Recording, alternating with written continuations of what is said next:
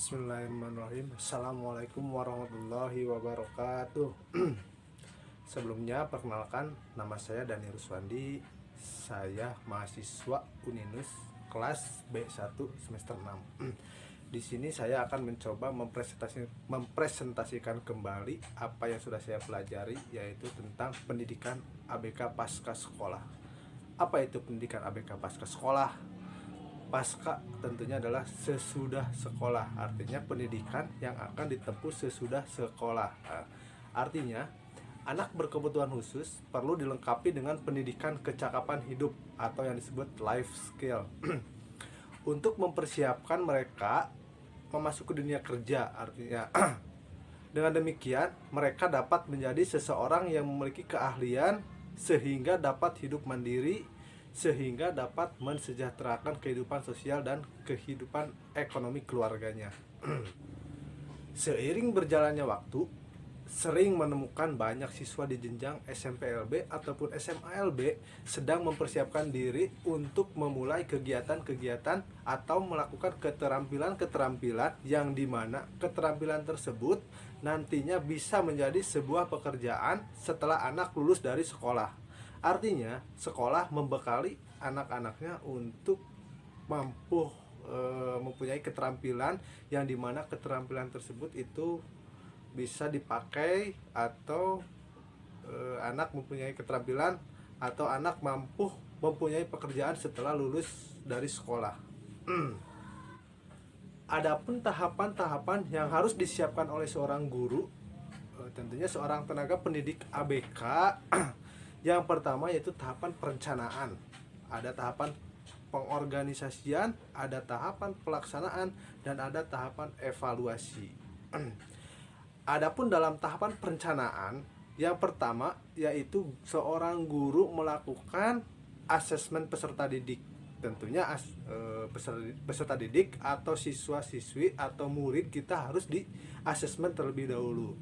Yang kedua ada asesmen lingkungan sekolah. Asesmen lingkungan sekolah, seorang guru mengasesmen atau melihat dulu lingkungan sekolah, bagaimana lingkungan sekolah tersebut dan bagaimana kehidupan di lingkungan sekolah tersebut, guna anak mampu diarahkan ke arah yang pekerjaan yang mungkin bisa diterima oleh masyarakat. Yang ketiga, yang selanjutnya yaitu adalah pembuatan program hasil asesmen peserta didik. Seorang guru membuat program atau ada program hasil asesmen dari peserta didik yang tadi sudah di asesmen. Yang selanjutnya adanya pengembangan dan pembelajaran program hasil asesmen lingkungan sekolah.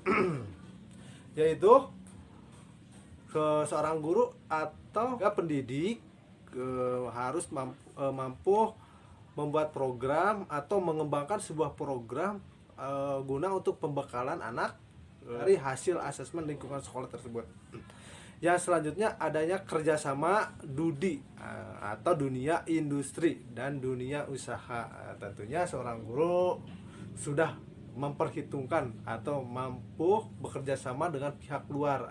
Artinya guru bekerja sama dengan pengusaha atau dunia industri di luar.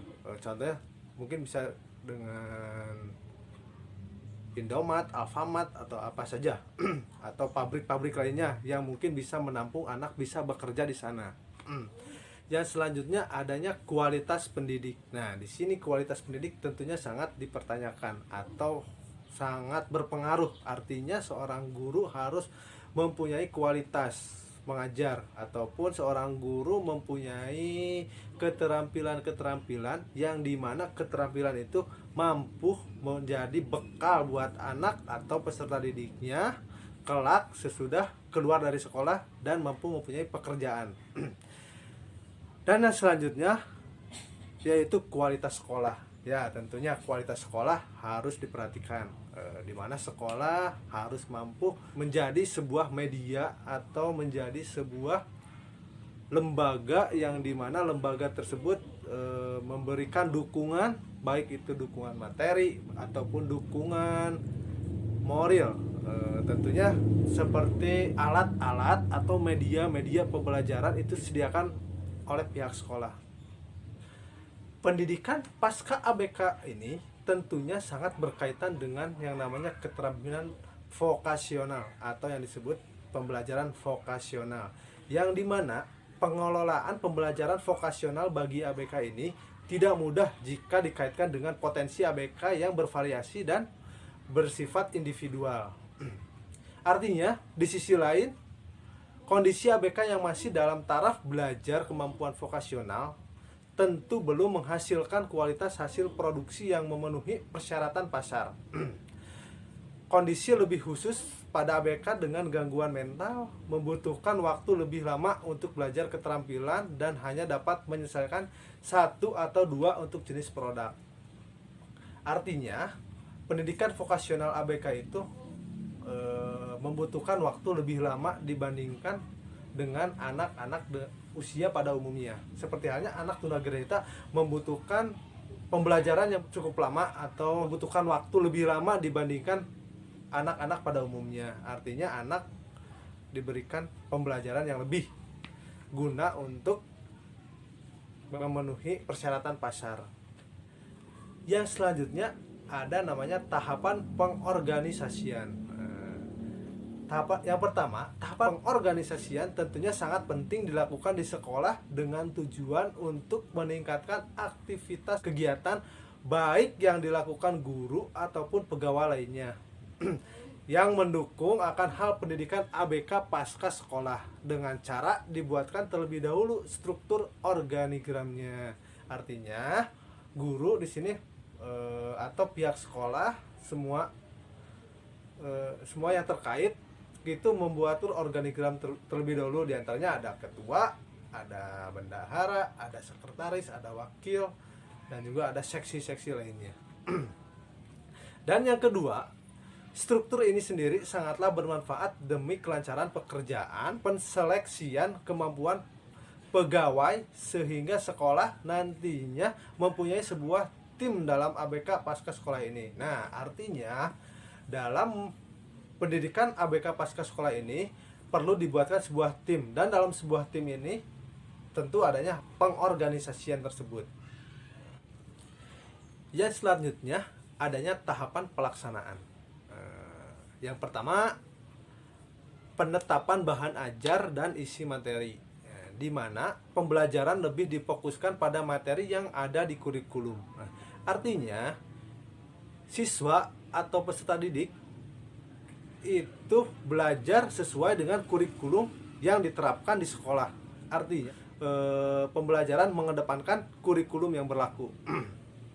Yang kedua, adanya tujuan pembelajaran keterampilan. Sebagian besar sekolah masih beranggapan sebagai mata pelajaran yang wajib dilaksanakan. Tentunya tujuan pembelajaran keterampilan ini bukanlah sebagai mata pelajaran yang wajib dilaksanakan. Akan tetapi tujuan pembelajaran keterampilan ini yaitu untuk membekali anak-anak dalam pendidikan pasca ABK atau setelah keluar sekolah nanti, dan mereka mempunyai pekerjaan dan mempunyai life skill demi kecakapan hidupnya. Yang ketiga, adanya strategi pembelajaran. Artinya strategi pembelajaran keterampilan masih sebatas pembelajaran kelas keterampilan. Nah, di mana sekolah ini atau seorang guru ini masih menganggap strategi pembelajaran itu yaitu tentang keterampilan yang monoton atau hal yang biasa-biasa saja.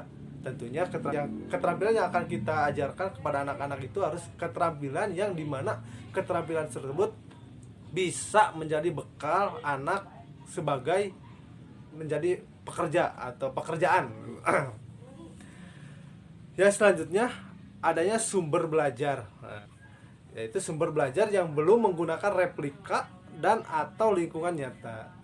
Artinya sumber belajarnya masih terpaku terhadap buku-buku. Akan tetapi dalam pembelajaran ABK kita harus memberikan sumber belajar yang realistis. Artinya atau kita bisa membawa anak-anak ABK untuk melihat oh begini pekerjaan kelak nanti, bagaimana kita memperlihatkan. Kalau semisal keterampilannya tentang cuci motor, kita bawa anak-anak ke tempat cuci motor untuk melihat-lihat, untuk anak-anak mengamati bagaimana keterampilan cuci motor, atau bagaimana pekerjaan menjadi seorang montir, atau menjadi seorang usaha, atau menjadi seorang pekerja di pabrik-pabrik lainnya. Ya, selanjutnya belum semua sekolah membelajarkan kemampuan pemasaran hasil kerja ABK. Artinya, di sini sekolah masih kebingungan akan wadah dari buah pekerjaan anak-anak ABK ini, di mana sekolah masih bingung membuka usaha atau untuk memberikan pemasaran atau untuk menjual produk-produk anak ABK ini. Padahal sekolah bisa menjadi media, atau sekolah bisa memfasilitasi anak untuk menjadi seorang usaha, atau anak untuk artinya sekolah mampu menjual produk-produk anak ABK ini. Ya, selanjutnya adanya penilaian hasil belajar.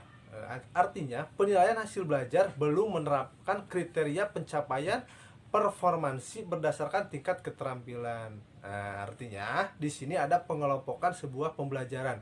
Yang pertama ada pengelompokan keterampilan tingkat dasar, ada pengelompokan keterampilan tingkat terampil, dan juga tingkat mahir. Artinya siswa atau peserta didik dikelompokkan. Oh, ini tingkatan dasar, yang ini tingkatannya tingkatan terampil, dan yang ini tingkatan mahir, tentunya dengan memberikan pembelajaran yang berbeda-beda. Dan yang terakhir adanya sumber daya guru, SDM guru. Nah, SDM guru di sini kebanyakan di kita itu belum semuanya memiliki kompetensi penguasaan isi materi dan cara pembelajaran keterampilan ABK. Artinya di sini kompetensi guru sangatlah berpengaruh, di mana guru harus menguasai materi dan mengenal karakteristik anak, mengenal apa yang anak butuhkan. Ya, yang terakhir yaitu tentang evaluasi. Apa yang sudah saya sampaikan tadi, yaitu evaluasinya yang pertama yaitu tentang materi kurikulum, di mana kita harus sebagai seorang guru atau seorang pengajar harus memperhatikan tentang materi apa yang akan kita sampaikan, tentunya tidak jauh dari kurikulum yang berlaku. Yang kedua adanya arahan, yaitu arahan dari seorang guru untuk anaknya, untuk anak peserta didik, bagaimana mengarahkan ke arah yang lebih baik lagi. Dan yang ketiga adanya ketepatan materi. Nah, di sini seorang guru harus mampu memilih-milih materi mana yang pas dan yang cocok untuk anak-anaknya atau peserta didiknya atau siswa dan siswinya. Dan yang keempat adanya kerjasama. Artinya apa yang tadi saya katakan, yaitu sekolah ataupun guru mampu bekerja sama dengan dunia luar atau di dunia usaha, ataupun mampu dengan bekerja sama dengan pihak-pihak industri lainnya. Dan selanjutnya yaitu pelatihan, adanya pelatihan dari baik itu pelatihan untuk siswa ataupun gurunya dalam keterampilan atau ilmu pengetahuan dari guru ataupun siswanya untuk kelangsungan pembelajaran. Dan yang terakhir adanya penilaian, yaitu penilaian dari guru, apakah siswa ini mampu bekerja ataupun siswa ini belum mampu bekerja. Mungkin sekian yang bisa saya sampaikan. Mohon maaf kalau masih banyak kekurangannya. Wabillahi taufiq wal hidayah. Wassalamualaikum warahmatullahi wabarakatuh.